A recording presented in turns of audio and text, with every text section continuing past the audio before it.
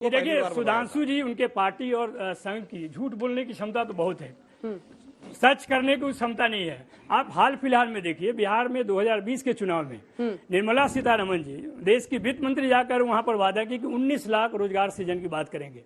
आज 1 साल से अधिक हो गया, 19 महीना आने वाला है, 19 लोगों को नौकरी नहीं मिली। नंबर 1। नंबर 2, आप रेलवे में जो अभ्यर्थी थे उनके साथ क्या हुआ, कुकृत्य हुआ, वो कौन नहीं जानता है। जो भी आंदोलन छात्र करते हैं वहां पे बिहार में, उसको सरकार किस तरह से उसको मारपीट करती है वो कौन नहीं जानता है। ऐसे सच्चाई के साथ जो सरकार चलाते हैं, वो इनको इस तरह की बात करने का कोई नैतिक अधिकार नहीं है। मैं तो चाहता था कि आप मोहन भागवत के स्टेटमेंट पे बात करें तो ज्यादा अच्छा रहता है। इधर उधर पे तो बहुत डिबेट हो चुका है। सुन लीजिए, तो जो उन्होंने बात कही है कि ऑब्जेक्टिव ऑफ द स्टेट और ऑब्जेक्टिव ऑफ रिलीजन एक ही है, इससे बड़ा डबल स्पीक क्या हो सकता है। जो देश है वो संविधान के आधार पर चलता है, अधिकार के आधार पर चलता है, और जो धर्म है वो बहुत पहले से चला आ रहा है, वो मना स्थिति की है, चेतना की है। तो इस तरह का संवेदना विहीन बातें करना, संभावना विहीन बातें करना, ये तो संघ ही कर सकता है। अगर आप कोई बात करना चाहते हैं, आप गति की बात करते हैं, पूरे देश को पिछले 8 साल के दुर्गति के मार्ग प्रशस्त करके आप किस गति की बात करते हैं? वही गति जिसमें ब्रेक नहीं हो, केवल एक्सेलेरेटर हो। उसी तरह का आप विकास भी कर रहे हैं। अच्छा शब्द इन्होंने बोला, संभावना विहीन। देखिए, केवल भावना है, संभावना नहीं है, केवल वेदना है, संवेदना नहीं है। और यही संघ की सच्चाई है जिसे हमें डर लगता है। ठीक है, इस पर दोनों जवाब देंगे। जल्दी से 2-3 सवाल लेते हैं, पूछिए। तो हम कब तक पॉलिटिक्स को कास्टिज्म में भाग, ये तो अरशद आबिद को जवाब देना चाहिए। इनका पहला शब्द ही वही रहता है। बुनियादी सवाल जो रुक जाइए, 2-3 सवाल जल्दी जल्दी पूछिए। मेरा क्वेश्चन आप सबसे है कि आप लोग अभी पास पे अटके और आप लोग का कहते हो ओपिनियन के 8-10 साल में देश को अखंड भारत बनाना है। आपको नहीं लगता कि अखंड भारत बनाने से जरूरी हमें अपने देश के मोरालिटी और इकोनॉमी में काम करना चाहिए, जहाँ किसान आंदोलन कर रहे हैं, जहाँ बच्चे आंदोलन कर रहे हैं, जहाँ कुछ जॉब्स नहीं है, प्राइस हाइक हो रहा है, पेट्रोल का वो बढ़ रहा है, उससे बढ़िया आप अपने देश पे काम करें। That would be a more suitable thing. चेतना से पेट नहीं भरता। हाँ। देखिए, अखंड भारत का जो सपना है, अखंड भारत आज का दिया हुआ शब्द नहीं है, ये पुरातन शब्द है। कुणवंतो विश्व। प्रभु, सवाल है या ज्ञान है? ज्ञान दोनों। मैं ये कह रहा हूँ यहाँ पर कि इस शब्द को लेकर के, अखंड भारत को लेकर के जो आज राजनीति हो रही है, एक भागवत जी का शब्द आने की वजह से भागवत जी ने जो कह दिया, मेरा यहाँ पर यह कहना है कि सबका साथ और सबका विकास की भावना के साथ बिना जातिगत रूप से हमें देश के लिए कार्य करना चाहिए। मैं मूल रूप से एक शिक्षक हूं, मैं ये कहना चाहता हूं कि हम समान भाव से सब बच्चों को एक साथ देखते हैं, बिना जाति के, बिना किसी चीज के।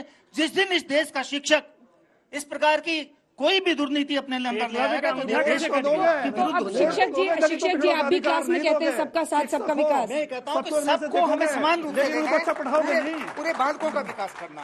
अधिकारी बनाने को तैयार नहीं, मुख्यमंत्री बनाने को तैयार। शिक्षक को वैसे भी माइक मिलता है तो अच्छे से वो सवाल तो समझ नहीं आया सर। हाँ, मेरा सवाल आप लोगों से है, और मैं ये जानना चाहती हूँ कि आप अपने आप को इतना विक्टिम क्यों दिखा रहे हो बार बार, कि हम दलित, हम बेचारे, हम ये। जिसकी टीम की नींव ही कमजोर होगी वो क्या लीड करेगा, वो कैसे वोटर करेगा खुद को? पार्टी डॉक्टर भैया बाबा साहब भीमराव अम्बेडकर को मानने वालों की पार्टी है, उनके विचारों पर चलती है समाजवादी पार्टी।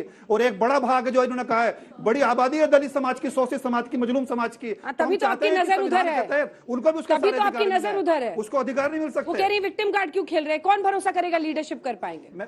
हम अधिकार दिलाना चाहते हैं। मुझे आप दोनों प्रवक्ता, आपका हो चुका है। मैं बस आपसे पूछना चाहता हूं नवल जी से कि यदि मान लो श्रीलंका, पाकिस्तान, भूटान, नेपाल सब खुद कहते हैं, हो सकता है 20 साल बाद कहें कि हमें मिला लो, तो भी आप विरोध करोगे क्या? मेरा आपसे सवाल।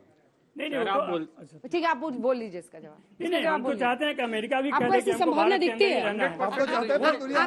एक सेकंड प्लीज, नौकरी वाला बात आप क्या करते हैं? 15 लाख वाला विश्वास किए थे, कितना बार धोखा खाए? आप प्रोफेसर हैं, आपको लगता है कि तमाम देश का, पाकिस्तान भी 100% पाकिस्तान भी होगा, क्योंकि ऐसा विषय ही नहीं है। आप देख रहे हैं क्या स्थिति हो रही है, क्योंकि आरएसएस की बार बार बात करते हैं, आरएसएस भाजपा और आरएसएस दोनों अलग हैं। आरएसएस ने क्या बोला है, जितने भी भारत में रहने वाले सब हिंदू हैं। आप लोग हिंदू मुस्लिम पाकिस्तान ये करते हैं, ये समाजवादी पार्टी पूरे चुनाव में करा इन्होंने। ठीक है, अच्छा, ये देश सब ऑफर करेंगे कि इंडिया में मिलना है तो आप लोग क्या करेंगे? नहीं, क्या हिंदू मुस्लिम सिख ईसाई जो भारतीय परंपरा में है, क्या झूठ है? अरे एक साथ क्यों बोलते हैं? जब उनको बोलने दीजिए नवल जी को, प्लीज। नवल जी, आपने पिछले सवाल का जवाब दिया था। हाँ, मैं कह रहा हूं कि जिस धर्म की बात करते हैं, पहले भी कहा गया है कि हिंदू मुस्लिम सिख ईसाई, तो क्या सबको आप हिंदू क्यों बनाना चाहते हैं?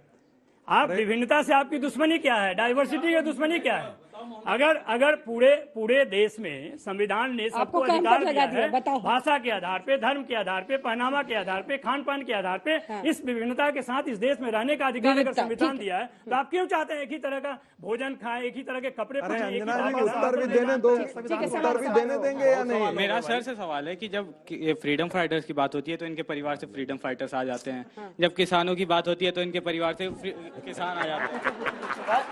पर ये भगत सिंह को वैल्यू नहीं देना चाहते, जब किसान देश का झंडा गिराते हैं तब वो झंडे की बात नहीं करते हैं, ऐसा क्यों?